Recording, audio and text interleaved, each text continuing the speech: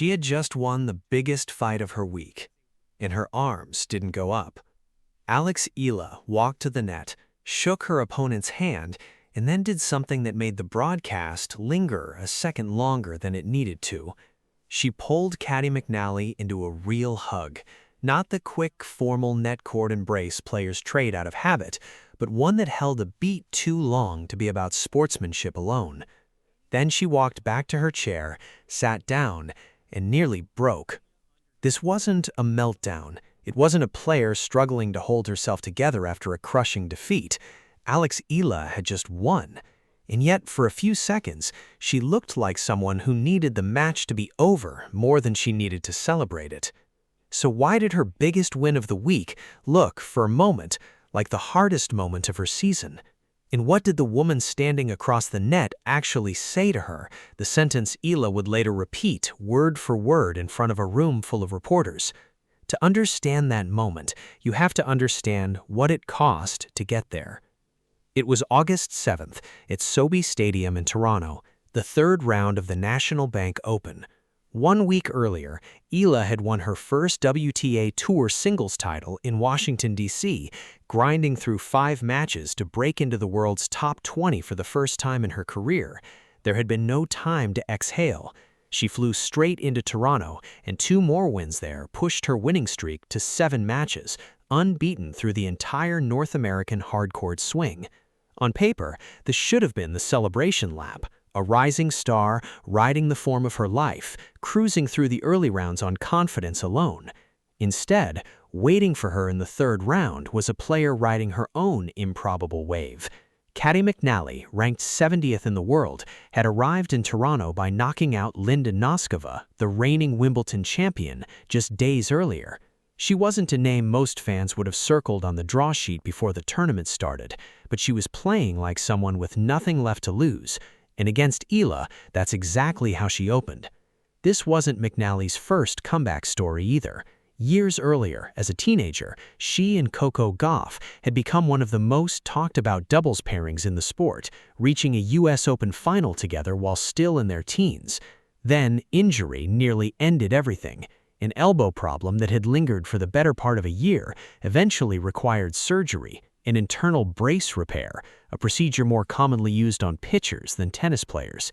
She has since described the physical rehab as grueling, but admitted the mental side was worse, saying there were stretches when she genuinely questioned whether she would ever survive a long match again. A few weeks before Toronto, at Wimbledon, she'd taken a set off Iga Swiatek, a small sign that her body and her game were finally trusting each other again. So when McNally walked onto Sobe Stadium against the hottest player on tour, she wasn't just an underdog looking to make noise. She was a player who had already fought her way back from wondering if she'd ever compete at this level again, which makes what she said at the net afterward land even heavier. 2 fighters, in other words, each carrying something the scoreline alone couldn't show. McNally jumped out to a 3-1 lead in the first set, hitting flat and aggressive off both wings, testing whether the newly crowned champion had anything left in the tank after Washington. Ela didn't blink. She won 5 straight games to close out the opener 3-3. On paper, this should have settled things. It didn't. Midway through the second set, up 3-2, Ela rolled her ankle. Play stopped. A trainer knelt courtside, taping her foot while the stadium held its breath, the same crowd that had turned every one of her matches this fortnight into something closer to a home game.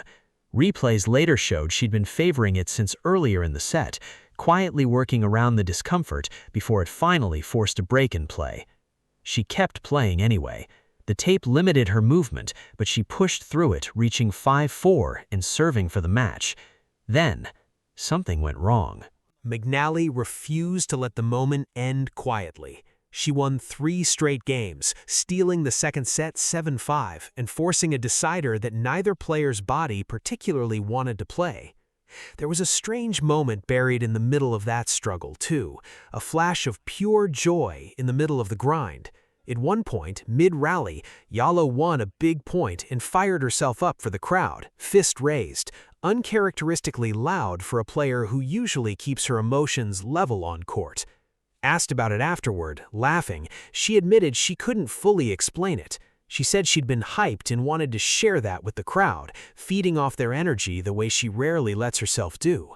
It was a small detail, easy to miss in a 3-hour war, but it said something about how differently this tournament felt compared to every other one she'd played. By the time the third set started, both players had been on court for well over 90 minutes, one of them carrying a swollen ankle held together by tape. Yala broke early to grab a 2-0 lead. McNally clawed back, closing the gap to 5-4, refusing to let the story end the easy way.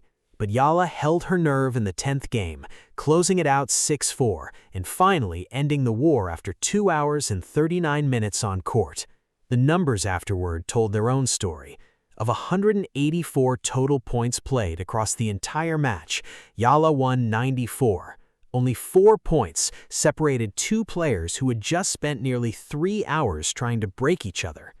That's not the kind of scoreline that comes from one player dominating the other.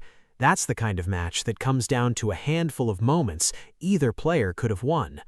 So which was this, really? A champion clearing her throat before an even bigger run, or the first hint of a body starting to protest a schedule with no rest days built into it? Nobody in that stadium could have answered that yet, not even Yala. And that's exactly why what happened at the net mattered as much as it did. Because after the final point, after the hug that lasted a beat too long, Yala sat down and the fatigue finally caught up with her all at once. Reporters noticed immediately. In her press conference minutes later, she didn't try to hide it. "I think this match was really challenging for me," she admitted. Then she went further, describing the toll of the fortnight rather than just the match in front of her. "I'm feeling the effects of just everything," she said. "The title run in Washington, the travel, the ankle, the crowd noise that never seemed to let up, all of it arriving at once in the quiet after a win. It wasn't the score that had drained her, it was everything the score didn't show." Winners aren't supposed to look like that. That's what made the moment stick with anyone watching.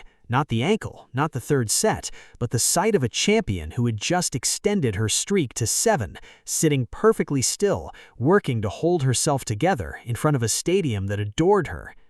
But there was still the question of what happened at the net, and that's the part Yala seemed almost surprised to be telling people about. McNally, who had just lost a match she'd fought nearly 3 hours to win, found something generous to say anyway. "She told me congratulations, and she said, 'Thanks for letting me be a part of this.'" 9 words from an opponent who had every reason to walk off frustrated instead. Yala called the gesture incredibly kind and gracious. She didn't downplay how brutal the match had been or pretend the moment hadn't caught her off guard. "A lot of respect for Katie," she said. Not the kind of line players usually offer for the cameras, but one that sounded like something she genuinely needed to say out loud. Here's what makes that sentence land so differently once you know the context. McNally wasn't just being a good sport in the abstract. She was thanking Yala for something specific, for being part of a moment that for one night belonged to both of them. Because the crowd at SoBi Stadium hadn't just shown up for Yala, it had packed a WTA 1000 third-round match, usually a quiet, half-empty afternoon on tour, with the kind of noise normally saved for finals. Filipino flags, chants that carried between points, and somewhere in the middle of that 3-hour war, something unexpected happened. Even McNally noticed fans in the stands cheering for her, too. She would later admit, in her own words, that it was something she wasn't expecting. That's the part of this story worth sitting with for a second. This crowd didn't exist by accident. A few years ago, a third-round match involving a Filipino player on a WTA 1000 hardcourt would have drawn a scattering of curious spectators, if that. The Philippines had no deep tradition of producing tour-level players, no built-in fan base for tennis, the way it has for boxing or basketball. Yala built this following one improbable win at a time, a wildcard run in Miami, a maiden final at Eastbourne, a title in Washington, and now it travels with her, filling stadiums in cities most of those fans have never lived in, turning early rounds into events, and asking her, without meaning to carry something heavier than a racket every time she walks out. Afterward, on social media, McNally didn't sound like someone nursing a loss either. She wrote that the atmosphere in Toronto had been absolutely electrifying, adding that she'd left everything she had out on the court and that her own moment was still coming. 2 players, 1 winner, and somehow no bitterness at all. That's easy to miss if you only look at the scoreline. Yala's tears weren't about McNally losing, they were about what it took on both sides of the net to produce a match like that, and about carrying a level of expectation night after night that most 21-year-olds never have to think about. Because this is the part nobody talks about when they talk about a winning streak.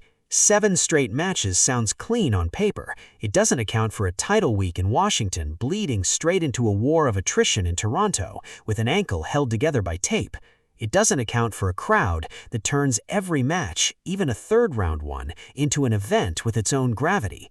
Yala isn't just playing points anymore. She's carrying a weight that grows heavier the longer the streak continues. And there was no time to process any of it. Waiting in the next round was Belinda Bencic, a former world number 4, a 2-time Grand Slam semifinalist, an Olympic gold medalist, who had just survived her own 3-set marathon against Taylor Townsend to get there. 2 exhausted, battle-tested players about to walk back onto the same court that had barely let either of them leave the last time. It meant less than 48 hours between an ankle held together with tape and a match against one of the most experienced competitors left in the draw.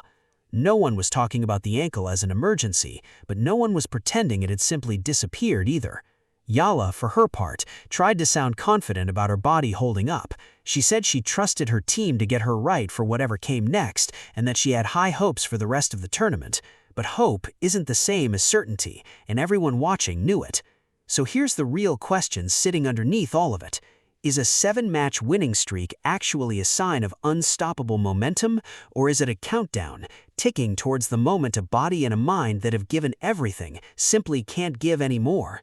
Yala herself didn't pretend to know the answer. Asked about it afterward, she didn't promise she was fine. She just said what she had left to give. "I am as tired as one can be at this stage, but that's the job." Maybe that's the most honest thing anyone said in Toronto that week. Not a guarantee, not a declaration of invincibility, just the truth, spoken by someone who had just cried in front of a packed stadium and still had another match to play in less than 48 hours. Because that's what almost gets lost in a moment like that bench, that towel, those few seconds the cameras didn't look away from. It wasn't weakness, it was the closest thing to honesty a professional athlete is allowed to show in public. The exhale after holding your breath for 2 weeks straight in front of thousands of people who had traveled specifically to watch you do it. And maybe that's why McNally's words meant what they did. This wasn't a courtesy line from a stranger. It came from someone who knew exactly what it costs to fight your way back onto a court like that one, who spent a year wondering if she'd ever get to play a match this hard again, let alone lose one this close. When she thanked Yala for letting her be a part of it, she wasn't just being gracious in defeat, she was recognizing in real time the kind of match that doesn't come around often for either player. She came to Toronto to extend a winning streak. She may be leaving with something that matters more than the number 7. If you enjoyed this story, subscribe for more tennis stories you won't want to miss, and let us know in the comments, after a week like that, do you think Alex Yala has enough left in the tank to keep the streak alive?